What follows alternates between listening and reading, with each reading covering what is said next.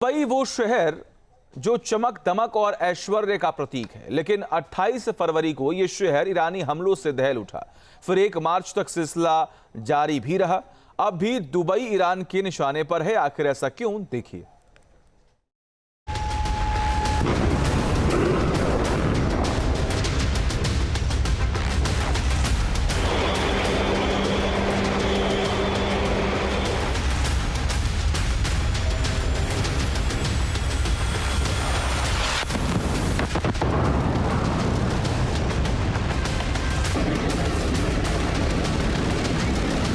Dubai का international airport शनिवार को ईरानी ड्रोन तबाही बनकर गिरा।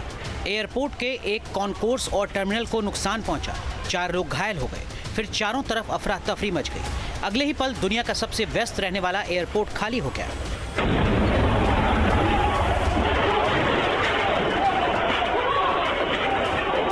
शनिवार देर रात आसमान में तेज रोशनी चमकी, फिर जोरदार धमाका हुआ। कुछ ही सेकंड में दुनिया का सबसे लग्जरी होटल बुर्ज अल अरब के बाहरी हिस्से में आग की लपटें दिखाई देने लगी।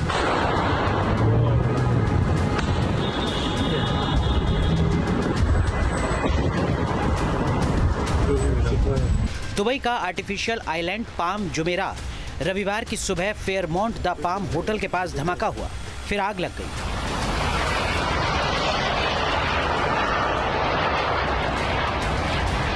Oh my God. सवाल है, ईरान का यूएई पर हमला क्यों? दुबई ने ईरान का क्या बिगाड़ा? यूएई पर ईरान के हमले उसी वक्त शुरू हो गए थे जिस वक्त अमेरिका और इजराइल ने मिलकर खामनेई का खात्मा कर दिया था।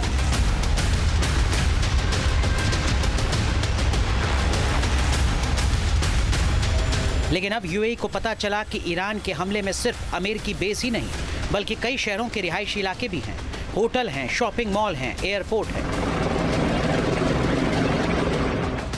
अबू धाबी, दुबई, शारजाह, ये वो शहर हैं जिन पर ईरान का गुस्सा बरपा। ईरान ने सैकड़ों मिसाइलें और ड्रोन दागकर इन तीनों शहरों में तबाही मचाने की कोशिश की।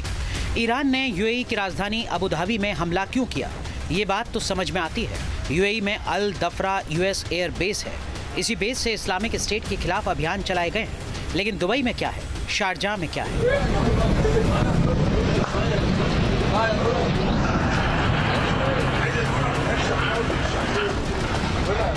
यूएई के रक्षा मंत्रालय के मुताबिक यूएई पर ईरान ने 165 मिसाइलें दागी, 2 क्रूज मिसाइलों से भी प्रहार किया। 540 से ज्यादा सुसाइड ड्रोन दागे गए। ज्यादातर मिसाइलों और ड्रोन को यूएई के एयर डिफेंस सिस्टम ने हवा में ही मार गिराया। 541 ड्रोन में से 506 ड्रोन हवा में तबाह कर दिए गए।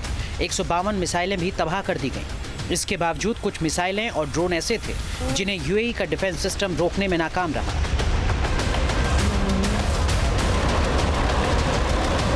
लिहाजा वो जहां भी गिरे तबाही मचाते चले गए। इस हमले में 60 से ज्यादा घायल हुए, 3 मौतें भी हुई, जिनमें एक पाकिस्तान का, एक नेपाल का और एक बांग्लादेश का नागरिक मारा गया। सवाल फिर वही, आखिर दुबई में ईरान ने क्यों ताबड़तोड़ हमले किए?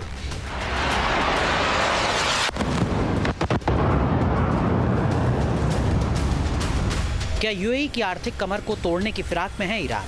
क्या दुबई की चमक धमक से ईरान को है चेड़? ईरान की रणनीति आर्थिक नुकसान पर आधारित है।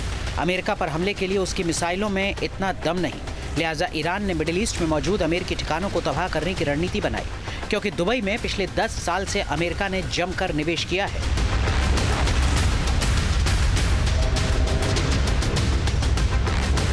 – 2015 से 2024 के बीच दुबई में करीब 21.7 बिलियन का अमेरिकी निवेश आया है। दुबई में 1500 से ज्यादा अमेरिकी कंपनियों के दफ्तर हैं। दुबई में ही बोइंग, माइक्रोसॉफ्ट, आईबीएम और गूगल के भी ऑफिस हैं। 2024 में अमेरिका और यूएई के बीच व्यापार $34.4 बिलियन का रहा। यही वजह है कि ईरान दुबई में ज़्यादा से ज़्यादा हमले कर रहा है। उसकी एक प्लानिंग ये भी है कि दुबई की इमेज को नुकसान पहुंचाया जाए, खासकर पाम जुमेरा और बुर्ज खलीफा के आसपास के इलाकों पर ऐसी चोट की जाए ताकि शहर की इमेज तबाह हो जाए।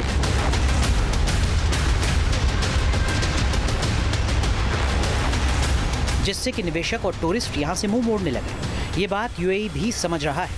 इसीलिए यूएई के राष्ट्रपति के डिप्लोमेटिक एडवाइजर अनवर गरगाश ने ईरान को चेतावनी दी और कहा,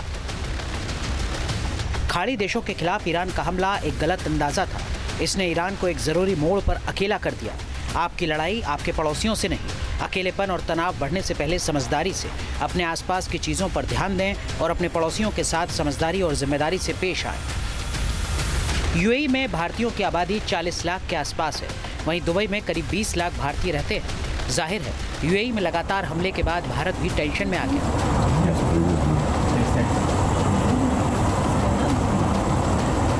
पीएम मोदी ने यूएई के प्रेसिडेंट शेख मोहम्मद बिन जायद अल नाहयान को फोन मिलाया और संकट की इस घड़ी में एकजुटता दिखाई। पीएम मोदी ने यूएई पर हमलों की कड़ी निंदा की और हमले में हुई जानमाल के नुकसान पर दुख जताया। यूएई के राष्ट्रपति से बात की, यूएई पर हमलों की कड़े शब्दों में निंदा की और इन हमलों में हुई जनहानि पर अपनी संवेदनाएं व्यक्त की। इस मुश्किल वक्त में भारत यूएई के साथ एकजुटता से खड़ा है। हम तनाव कम करने, शांति, सुरक्षा और स्थिरता का समर्थन करते हैं।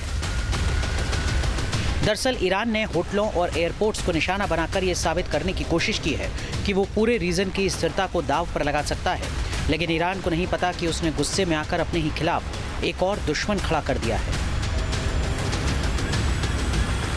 Team news nation.